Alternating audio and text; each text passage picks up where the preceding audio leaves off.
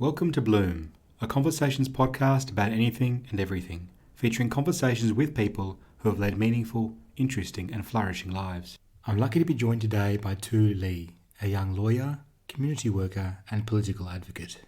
Tu recently came to national and even international prominence, with articles recently published in the New York Times in the wake of the Australian Labor Party's decision to nominate the former Premier of New South Wales and current federal Senator Kristina Keneally for preselection in the Western Sydney electorate of Fowler, ahead of Tu as the locally preferred candidate. This backroom political decision has sparked a national conversation around cultural diversity within our representative institutions, multiculturalism in Australia, the disconnect of the political class from everyday people, and cultural and socio-economic barriers to participation in civic and economic life. So, thank you so much for joining me today, Tu. It's a real pleasure to be speaking with you. Hi, Nick. Thank you so much for having me.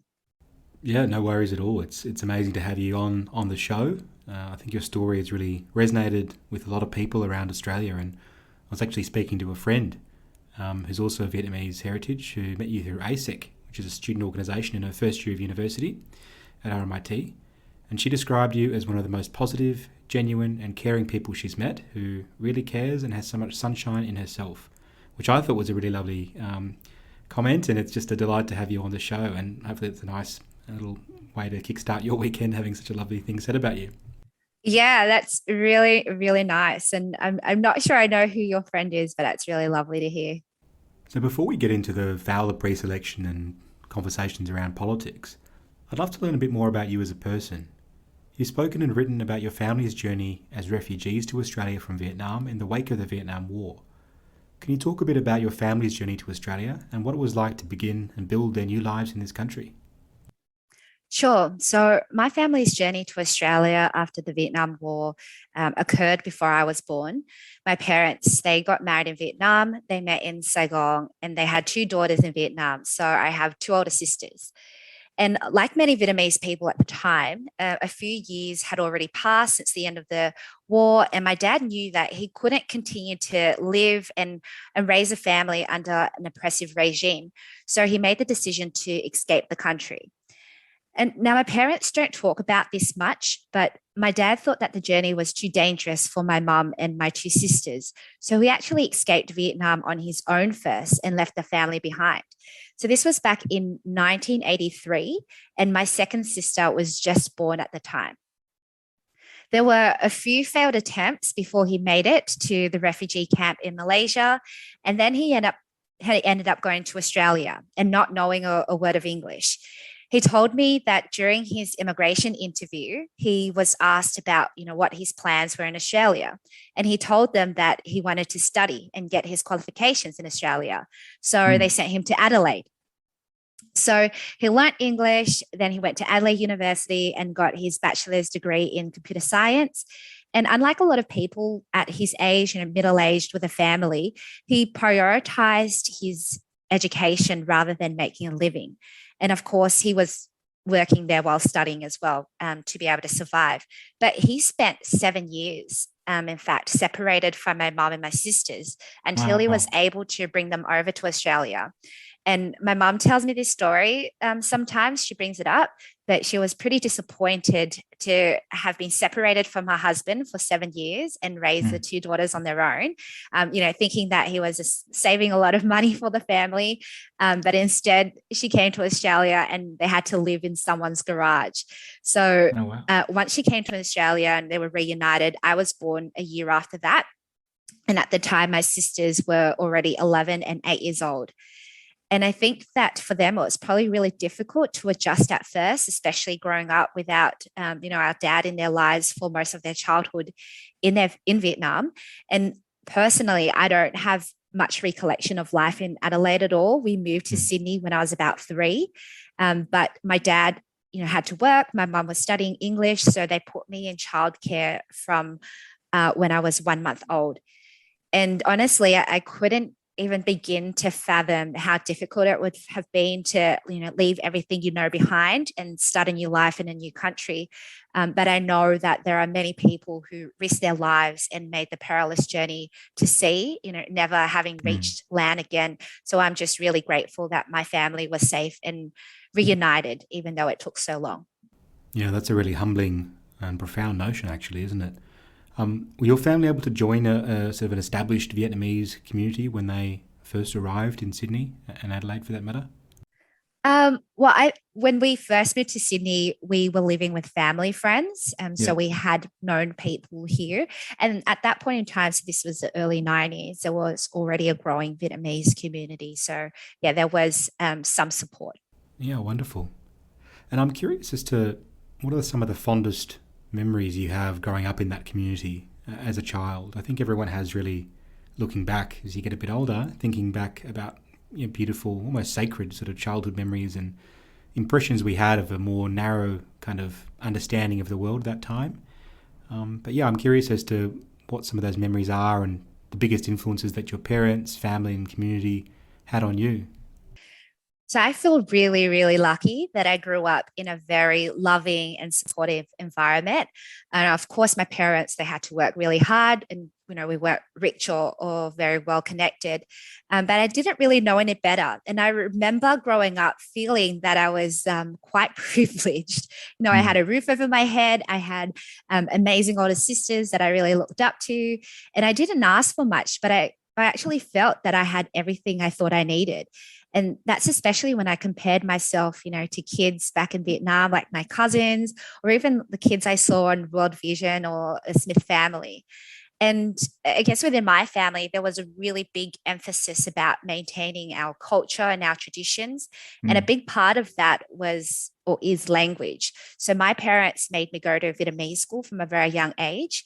I didn't quite mind it, but I remember thinking, why do I have to go to school 5 days a week and learn everything in Yeah. English? Then on Saturday, go to Vietnamese school and learn Vietnamese.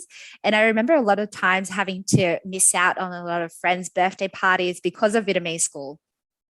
So yeah, that was something I didn't quite enjoy, but I actually learnt Vietnamese throughout high school as well. And in fact, I did Vietnamese continuous as a subject for my HSC, which is the higher school certificate. Yeah. And I was one out of two students in that course that were Australian born Vietnamese. Everyone else was an overseas student. So I found it really difficult. But I also grew up in the Vietnamese Buddhist community. And I think that really shaped who I am today. The Vietnamese Buddhist community, they're like my second family. It was such a great environment to grow up in. We didn't just learn about Buddhism, we learned how to put, Buddhist teachings into practice. We were really connected to the community and to nature. I learned a lot about the world around me, about humanity, how to engage with people of all ages, how to be a good citizen. We did a lot of camping, a lot of volunteer work in the community. I just have so many fond memories and great experiences growing up. And when I became an adult, I had to go through the training courses, but then I became a leader within the organization. And I still today volunteer as a youth leader. Yeah, it's fascinating. And I suppose you can draw a pretty straight line from your experiences, living and working with the community and being involved in that faith and social justice work to your current work as a lawyer and coordinator at the Marrickville Legal Centre. So could you talk a bit about your journey to law school and the legal profession, and also what sort of work you do on a day-to-day basis in the areas of law you practice in currently? Sure. So when I finished high school, I wasn't exactly sure what I wanted to pursue as a career. I knew what I didn't want to do, and I definitely didn't want to become a doctor or an accountant or Yeah. anything like that. You don't like blood, no? Yeah, exactly. And I actually didn't want to be a lawyer either. But I knew that, the law, it encroaches on almost every aspect of society. And I knew that knowledge of the law was going to be useful regardless of the career choice that I made. So I actually studied commerce and law. Initially, as I mentioned, with no intention of ever becoming a practitioner. And I think a lot of people who study law don't necessarily get admitted or practice the law. And I was always told throughout my law degree that, there's generally two types of people who become lawyers: those who want to make a lot of money and those who want to help people, like social justice warriors. So I was definitely one of those law students, leaning more to the second category. But after graduating from my double degree, my first ever full-time role was actually for a global logistics company. So I got a business graduate position with DHL Supply Chain. And I'll tell you a funny story. So I think there are about 7 graduates that year, including me. And on our first day, we were introduced to the CEO and the directors of the company. So we came into this huge boardroom, and all these, middle-aged white men were sitting around the table, but one woman. And she turned out to be the secretary there to take minutes. And so we were all introducing ourselves, and we were asked, where do you see yourself in the future in this company? And I said, I see myself sitting at this table. And I didn't mean as a secretary. But I eventually just left the company after I finished my 2-year grad program. So I wasn't there for long. So that never actually eventuated. But I don't think that stopped my ambition to have a seat at the table. And so after my grad role, I did my PLT, which is a practical legal training with an organization called RACS, Refugee Advice Casework Service, and also had the opportunity to work at the Asylum Seeker Centre in refugee law. And I really loved, I loved working in the community legal sector. But at that time, there were a lot of funding cuts to the sector, and there were no positions available for new lawyers. So I had to move, and I went and worked in corporate migration. So I worked for a corporate migration firm. And this was a really great experience. I had an opportunity to work with some global partners. I learned a lot from the incredible managers I had there. But I knew that if I had stayed there, I wasn't going to be fulfilled in the long term. So, and, at that time, outside of work, I was doing all these things in the community that I was passionate about, but I really had this very narrow view that I had to pursue and build a career, which was separate to my passion for community and grassroots organizing and things that I did on a voluntary basis in my spare time.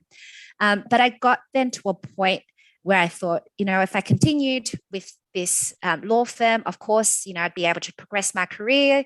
But I had to really ask myself, is that what I really wanted in 5 years' time?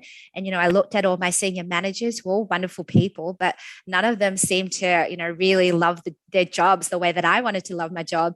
And I wanted to, jump out of bed every day, super excited to go to work. And I wasn't getting that feeling from that role. And I knew that, individual casework, it just wasn't what I wanted to do forever. And at that time, I was actually serving as the General Secretary of the Vietnamese community in Australia. And that's where I met Chris Hayes, who's the current member for Fowler. And he was very close to the Vietnamese community. He came to all our events, he supported all our initiatives. And I got to talking to him and getting to know him. And he knew I worked in immigration law. So he actually offered me a job in his office because he knew that I was looking for different opportunities. And he knew, because I worked in immigration law and because as a federal MP, he dealt with a lot of immigration matters. He offered me an opportunity to come and work for him. So long story short, I started to work for Chris. I then went on to manage his election campaign at the last election, but knew too that this wasn't what I wanted to do long term. And I then found my way back into the community legal sector. At that time, my main role was to coordinate a statewide service assisting exploited migrant workers. But at the moment, I work both at Marrickville Legal Centre and also at Western Sydney Community Legal Centre as a solicitor in developing a new service called the Domestic Violence Response Pilot Program. So it's a service that is focused on assisting men from culturally and linguistically diverse backgrounds who have been affected by domestic violence, whether that's as a victim or as a perpetrator. So it's really interesting work. I really enjoy it in terms of, what I see on a day-to-day basis in the work that I do. It's very broad for DV. not necessarily DV matters, but the clients that we see, we assist them with anything from, divorce matters to, AVO breaches, minor criminal offences. So it is really quite broad work. And I think I mentioned I never really intended to be a lawyer, but what I really think is important is being able to access justice. And I think that it's such a big issue where a lot of people and a lot of vulnerable people within our communities aren't able to access the legal system, and whether that's because of the cost or the perceived cost, or even not knowing that there are a lot of mainstream services that can assist, like legal aid or the community legal sector. So I think that that's really important, and what I try to do every day in my work is really break down that barrier to access. So a couple of points that really stand out for me in those reflections is that, firstly, you've been able to find in the day-to-day work you do with the casework, working in the community legal centre, that kind of fulfilling sense of meaning and purpose and an impact that you're able to have in the community through working across the whole range of matters you are now in terms of, the criminal work, domestic violence space, migration and economic issues as well. But secondly, you're able to have more of an impact at a systems level, by way of, your reference to designing that legal system or support service for migrants who have been exploited in their workplaces. And I mention all that because I see it as being foundational to the work in politics and policy that you've had as well, working with Chris Hayes as the member for Fowler, with an intention really to drive that macro or systems level reform and change to the system and to Australian society, all from a place which seems to me to be rooted, quite deeply in your upbringing and your sense of social responsibility and faith communities, and also just your lived experience. So I guess that seems like a pretty neat segue to the whole question about the Fowler preselection and your whole experience of trying to enter that political world to make those kinds of changes. So could you outline for our listeners what actually happened in that Fowler preselection process? Because it seemed as though, on the bare facts, you had the endorsement or the kind of the backing of the sitting member, Chris Hayes, member for Fowler, and also the kind of support or endorsement of the local rank and file members within the Labor branches in Fowler. But then there was this sort of overriding presence of the national executive of the Labor Party and a decision from on top or within the factions to install Kristina Keneally as another candidate. And I think it's quite bemusing to a lot of people outside the political and media world who don't understand how the political machinery of preselections works. And, it seemed like an extremely traumatising and difficult thing to have happened to you, but also the electorate, in the sense that its wishes were overridden, basically. And yeah, it obviously prompted a lot of outpouring of support and emotion. Yeah. So, I guess if we speak about this issue, I'd have to go back to March this year. And that's when Chris Hayes, the current member for Fowler, had announced his retirement. And in doing so, he also announced that he was supporting me as the pre-selected candidate for the federal seat of Fowler, which is a very unusual thing to do. And it doesn't mean that, I was going to get it, or that, he was able to anoint me. It doesn't quite work that way. And Fowler just happens to be a very large, or have a very large Vietnamese population. Yes, I am Vietnamese. That doesn't necessarily mean that I would automatically get, the Vietnamese vote. But that had occurred back in March, and that was made quite public. And frankly, I have only ever expressed my intention to run for Labor pre-selection for the seat of Fowler. I knew that it wasn't going to be a free ticket to Parliament. I was hoping that it would be a rank and file pre-selection process. I think that, local members would appreciate that, but there are rules within the party that I guess would allow for what people say, other candidates being parachuted in. And so that had occurred, I forget whether it's 3 or 4 weeks ago now, but a couple of weeks ago, that's when I found out from the media That's how I heard, like everybody else. Really? Wow. Oh yeah. gosh. And that's when I found out that Senator Keneally was what, as I said, was to be parachuted in as a Labor candidate for the seat of Fowler. So this is very much an internal, factional party matter. Unfortunately, even though there's been a lot of coverage of it and a lot of public commentary, but public opinion has pretty little to no bearing on internal party decisions.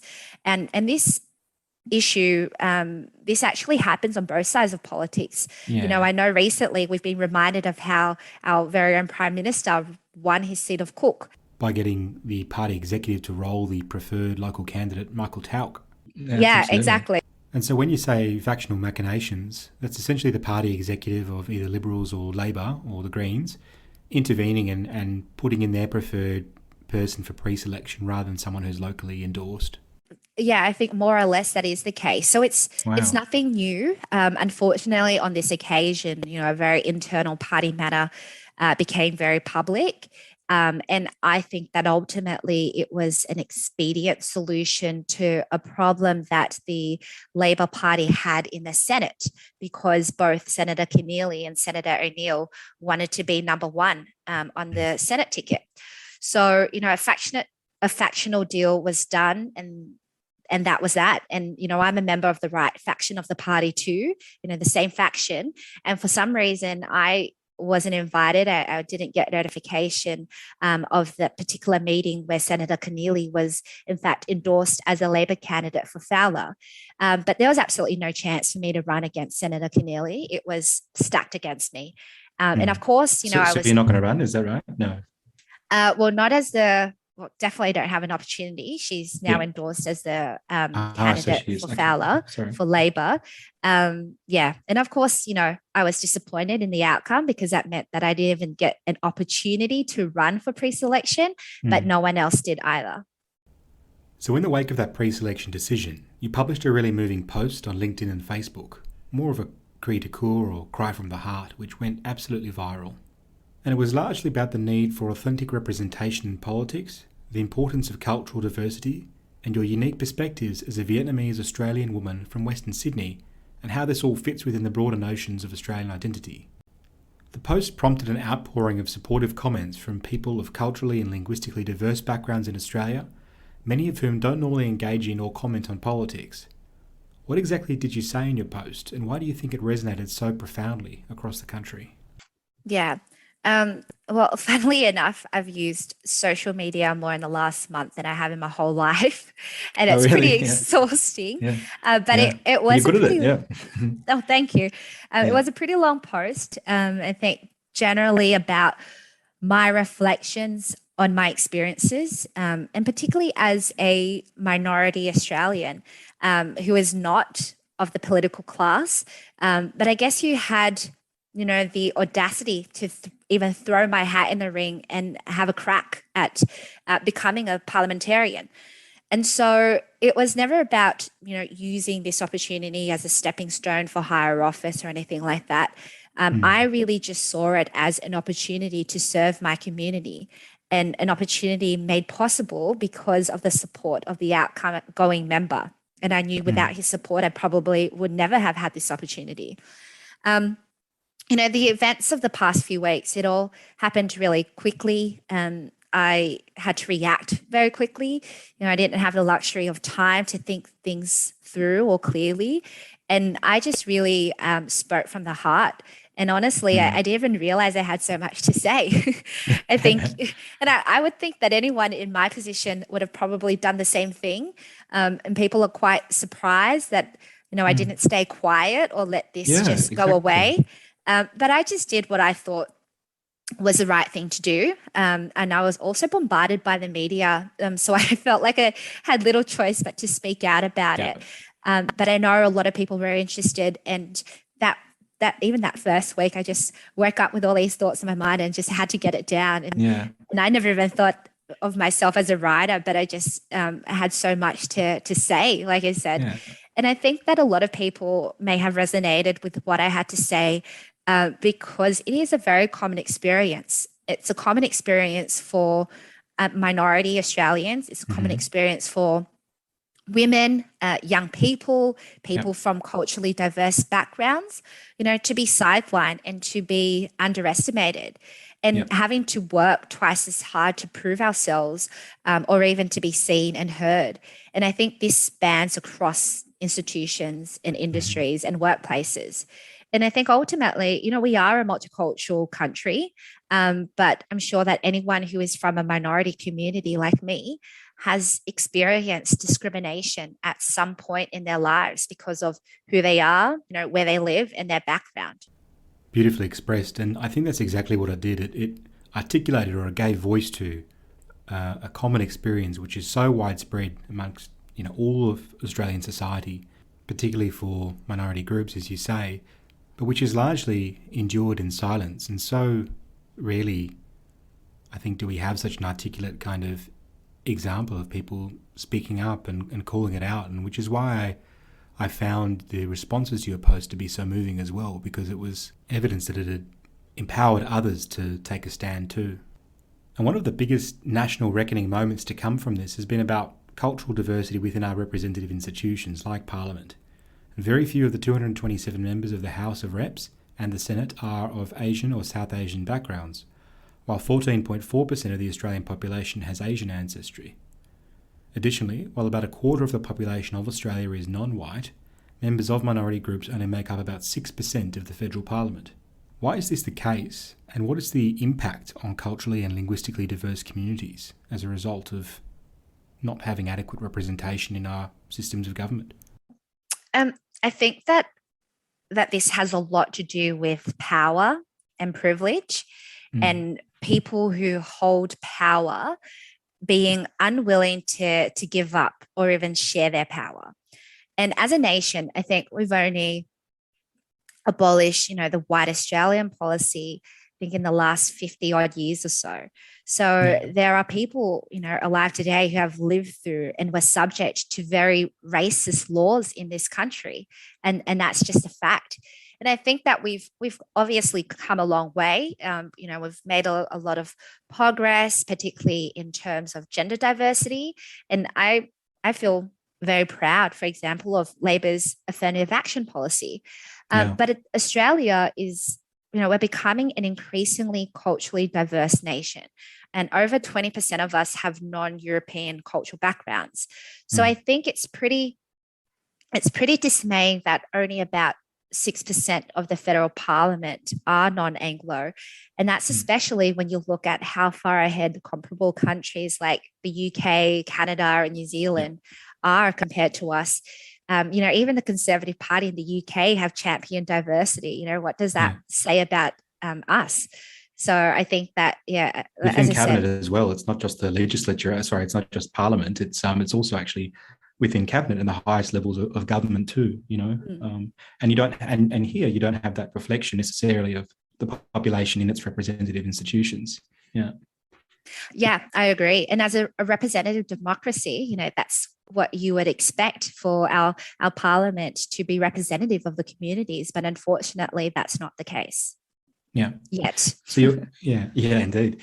So your comments about the lack of cultural diversity within the Labor Party and Parliament especially have attracted significant support from Labor figures such as Dr. Anne Ali, an MP from Western Australia of Egyptian heritage, who had a memorable line that politics can't just be a trope that Labor pulls out and parades while wearing a sari and eating some kung pao chicken to make ourselves look good. The Health Services Union also recently quit the ALP Right faction to protest Keneally's nomination. Do you sense that things will change as a result of your experience and your outspokenness to shine a light on these issues? I sure hope so. I think change in politics is never inevitable. I think it takes strong and gutsy leadership, and it takes pressure from both outside and from within parties. And I believe that, meaningful, sustainable change, it takes time and it takes organization. And obviously, this isn't going to change overnight. And even if I feel, what happened in Fowler is a complete missed opportunity, I'm actually really glad that the broader issue of diversity and representation is being discussed. and being discussed in a very public way, and that more people who, weren't necessarily interested in politics are now paying attention to this. So I think it's a great thing, and I hope that it means that parties will take it seriously and make it a priority. And I think that if it takes me having to miss out on this opportunity on this occasion with Fowler, but it means that 5, 10 other candidates from diverse backgrounds are pre-selected for winnable seats, then I see that as a win for all of us. That's such a wonderfully mature and gracious and generous response, and I really do hope, and in fact I believe that you will one day get that opportunity to serve in Parliament, whether it's state or federal, and to represent and work for your community. But just coming back to my friend Kathy, who had those really lovely remarks about you at the start of the conversation, and she was saying to me that the worrying thing about the situation that unfolded in Fowler is that a lot of people from minority or culturally and linguistically diverse backgrounds in Australia simply tune out of the political process because they see it as something that's simply not open to them. They're not taken seriously or given a fair go, and they go and make change in other avenues, be it through working in their professions or in the social purpose space across the community or any other myriad ways. But politics, which has one of the biggest kind of levers to make really big changes across society and positive ones, wouldn't be a particularly fruitful endeavour. And to me, that's what's at stake here. It's this tragedy of losing entire generations of people all across society, and that's a tragedy for our civic culture, I think. Yeah, it would be, and I think that our leaders can inspire a generation with their words, but they could also easily squash our aspirations. So it's really important that they're mindful of that, about what they say and what they do, because it has very deep ramifications. But I really do hope that this doesn't discourage anyone. It certainly doesn't discourage me. So I think that we should use this as a motivation. And yes, we have to work harder. We have to push. We have to put more pressure. We have to do a lot more, maybe than others who are more privileged, but that doesn't mean that we should give up. And I think that it takes all of us to really fight this. And for a lot of minorities and for people like me who grew up in Western Sydney, we fight every day. So it's nothing out of the ordinary. It's nothing new. We're constantly fighting every day of our lives. So I think we really need to continue that, but do it together. And just to round out this point of discussion, it's not just politics and our representative institutions which struggle to make space for people of culturally and linguistically diverse backgrounds. The phrase bamboo ceiling is used to refer to a multitude of factors which prevent the rise of Asian Australians to the top of the professional world. According to the Human Rights Commission's report last year, less than 5% of Australians of Asian heritage make it to senior executive levels. Only 1.6% become CEOs. Could you talk a bit about the systemic factors and issues within Australia that cause this, and maybe include some stories from your community and peer group which illustrate what the reality of the situation is like? Yeah, absolutely. And unfortunately, I think it's not always deliberate either. I think, a lot of unconscious bias has led to many incredibly passionate and talented people across all industries to miss out on advancing their careers or getting a promotion because they often get overlooked and passed up.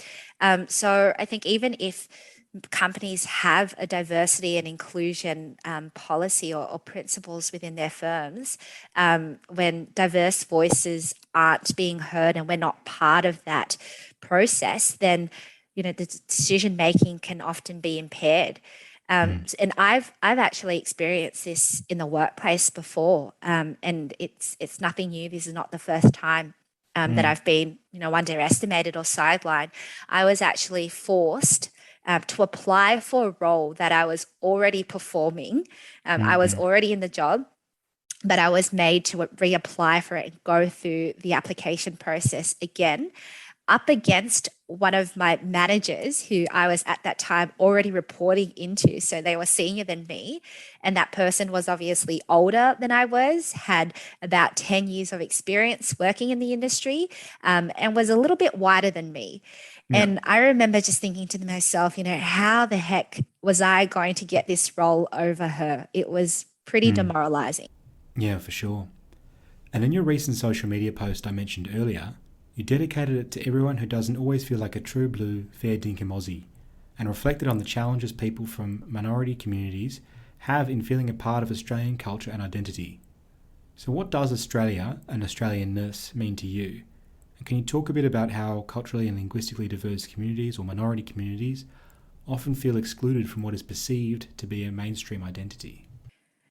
So my views of being an Australian has definitely evolved over the years. I absolutely love being an Australian, and not just any Australian, but one with Vietnamese heritage. And I think that's taken me some time to really come to terms with. But I really do love living in Australia and calling Australia home. And I think that I've been pretty fortunate in my life that I've been able to do a bit of traveling. And I've got to say that there is no other place like Australia. Our diversity, our sense of mateship, our values of fairness, democracy, the rule of law, these things should never be taken for granted. And while we obviously still have a long way to go, and we celebrate our diversity and multiculturalism, but I think what's really important is that we also need to reflect on the things that we need to improve on to be a fairer and to be a more cohesive and inclusive society. Mm-hmm. And I think that really comes down to addressing our history, particularly our history of colonization and the devastation that's brought onto our First Nations people, and in a very truthful and open way. I don't think we're good at that just yet as a country, but I think that as a nation, we need to not only acknowledge but take positive steps to rectify our past deeds so that we can heal and flourish as a country together. Have you heard of the artist Peter Drew? He did these sort of posters which are all over Melbourne, and I've seen a couple in Sydney actually since moving here, but they're called Monga Khan Aussie posters. And these posters have beautiful portrait shots. The original one is a photograph of Monga Khan, which was taken 100 years ago in Australia when he was one of thousands of people applying for exemptions to the White Australia policy. And he worked to sell goods in Victoria. But there are photos of Vietnamese migrants, other migrants, First Nations people, Cameliers from the Middle East. And all the posters have this big text saying Aussie in capital letters at the bottom of it. And it's a really cool idea, of way of kind of getting you to think about, our sense of who is an Aussie and what Australia and Australianness is actually so much more expansive and inclusive than like the kind of narrow conception that we have, through that like Southern Cross tattoo kind of stereotype. Yeah, I haven't heard of the artists and those illustrations, but I absolutely love that. And I have to say, I do have a few friends that have Southern Cross tattoos. Yeah. And so, nothing on them. They're great people and I love them.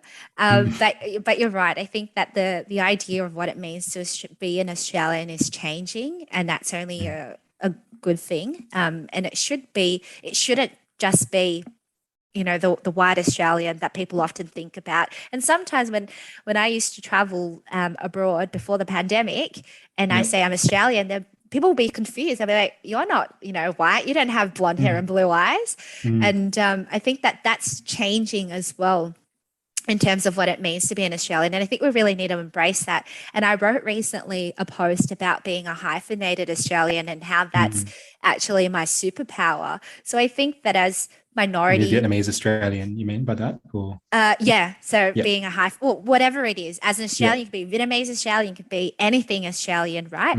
But that only adds to your character, to who you are and your identity. And I think that the more hyphens you have, the better, and that should be celebrated. And you should definitely not feel like you're any less Australian because of that. Yeah. So just coming to the end of the conversation today, but if we could zoom in on your community and Western Sydney generally, which as you say, you've served for your whole life and had hope to in Parliament and may one day still do. But in a more poetic sense, could you sort of talk about what Fowler and its people represent as a reflection of that modern Australia? Because I think a lot of the time it's depicted glancingly in the media and not really given that sort of voice and authentic understanding. As a wonderful community in and of itself. Yeah, you're right. And I think that Fowler is arguably one of the most diverse electorates in Australia. It's an absolute melting pot of cultures, and I absolutely love it. And I feel very fortunate to have grown up in such a diverse and multicultural region of Australia. And I was exposed to many different cultures from a very young age. And also had a very strong sense of belonging. So I grew up in my community, but also had that exposure. And I think statistically, Fowler is quite a socio-economically disadvantaged area. Mm-hmm. It's home to many newly arrived migrants and refugee families, many of whom escaped their war-torn homeland. But it's also very rich in culture and community. And I think that the people of Fowler are extremely resilient and also very compassionate. We come together in tough times, such as during a pandemic, to help each other out. And despite a lot of the negative media coverage about Western and Southwestern Sydney in general, I've seen how the people of our community have ensured that no one is left behind or that they fall through the cracks.